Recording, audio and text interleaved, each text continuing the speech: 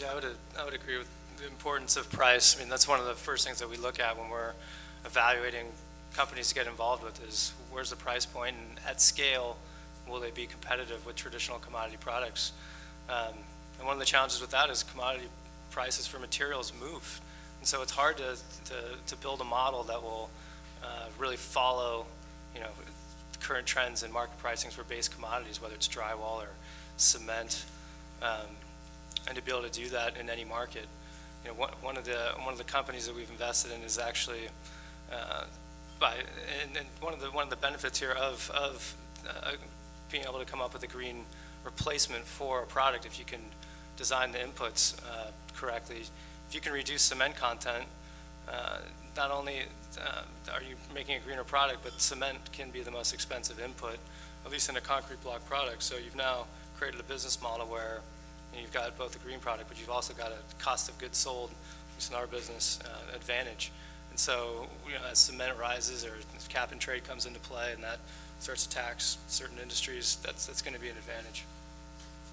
I feel that these materials, for all of us, I think, are going through a process, a cycle that's common to any material, green or not. As it begins, it's a custom material, it's a low volume material. Now as these materials are breaking into the mainstream, as you mentioned, bringing them to market at scale should bring the prices down. And as a manufacturer and distributor, right now we're facing that, how to take our products in manufacturing to the next level of scale and also to bring them to a wider market who will demand it. The boutique customer is willing to pay a higher premium for these products because they're new and because they're green. But as we go to the mainstream, that's very important. I also have found that education and understanding of green has been a bit of an obstacle. Everyone wants to go green, but no one knows how. And in the last few years, the number of people who understand the concept has gone further, but it's almost become more confusing, with claims of greenwashing in the marketplace, competing certification systems. So I think what we're going to see in the next couple of years is that's going to be, winners are going to emerge in the certification systems that, just like organic stamps on food, they'll become a word for green materials that means something to people. So consumers can easily, just like I see the shades of green labels here in Living Green, an easily understandable way to address green. How green is this? Is this grade A beef, or grade B, or is this grade A green or grade B? And that's a level of understanding that I find is growing quickly in the marketplace. When we first started, it was very difficult. Very few people could even begin the conversation. You had to actually begin with an educational component to get them up to a level where you could have the conversation. But I see that growing very rapidly right now. I want to say one more barrier that we find is availability. Because if you're looking for a new green material, it might not be available. For example, we've been using recycled polyester since about 1993. Recycled nylon for apparel was not available until maybe last year. So you'd think it'd be very similar, but we go to the spinner and ask them for it, and they would say they can't make it. And you go to the guy who's making the actual resin and say, do it, and he'd be like, well, it's too difficult to break up the polymer. So it's like these technical things that had to be cracked before we could actually get it available. So it's always good to work on the cutting edge of that. And then I think from there you have, the scalability. It's always going to be more expensive at first, like these guys said. And hopefully you get it to a certain volume where then it's competitive.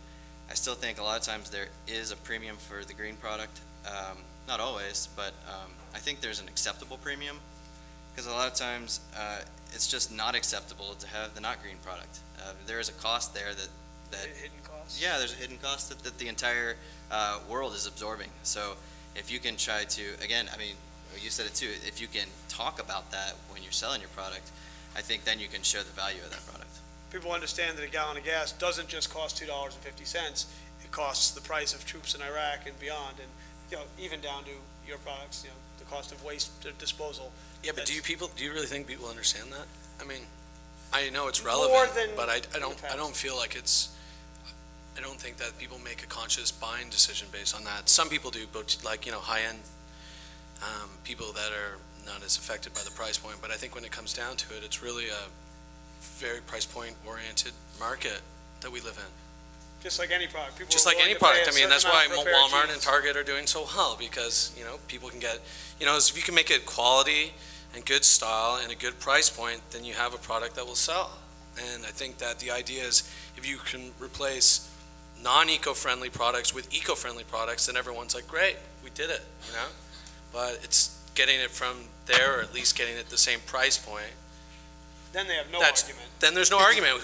Why wouldn't someone want to go eco-friendly? It's like good versus bad, but I mean, if one's a different price point, then there's other considerations that, I mean, hidden costs are something that, you know, they're hidden and people can't evaluate it, and when they're very aware of what their, you know, current economic situation is, then they're going to make decisions relevant to their lives in that moment. I would just add, if we're going to, anytime you're looking at a new product, and let's assume that cost is probably going to be a little bit more expensive, especially in the area of building materials when you're competing against products that have been around for a long time and that have huge scale and very large manufacturing capacity. You have to shape a strategy that's going to target a customer base that is willing to pay a premium at the beginning, or at least sees innovation, or whether you're a consumer or a business that sees innovation as some sort of differentiation or part of who you are. And if you can build some scale into that and then continue to roll out and add capacity and reduce your costs, then I think there can be strategies to overcome some of these hurdles. To me, this kind of begs the question. I know education had come up in sort of raising awareness for people, and so that implies that maybe it's a market-based system and people will just choose the better product. But then on the other side of the coin, maybe there's regulation and understanding that these hidden costs need to be brought out and that there's a minimum bar that needs to be set somewhere that products will meet.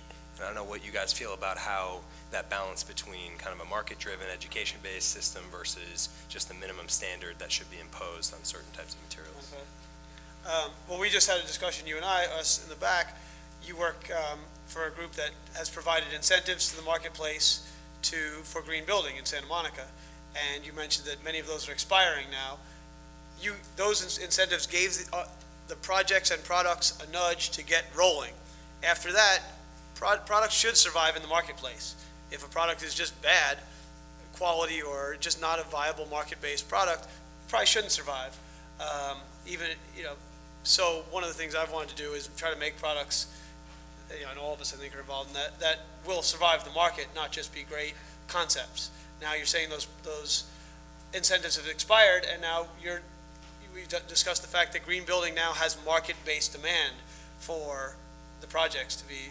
So I think that we're entering that transition period where the push from subsidies and mandates, you know, is getting the ball rolling, but pretty soon we're all going to have to stand on our own 2 feet. You know, your products, your recycled polyester products, will have to stand in the marketplace on their own. Sure.